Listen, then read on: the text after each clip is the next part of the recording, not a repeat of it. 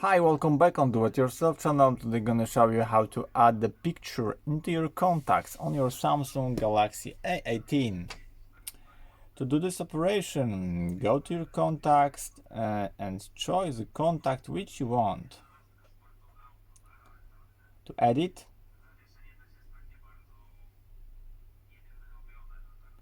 here you're gonna choose the camera logo, just tap it and choose the standard image from your phone, or choose the picture from your gallery if you want. You can crop here the face.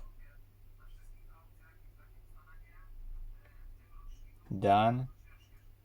And you have placed the new image into your contact. Just save it. Voila. Your contact have the new image here. And that's it. I hope the video is helpful for you. If yes, you can leave like, leave comment and leave subscribe. And see you by next video. Hey!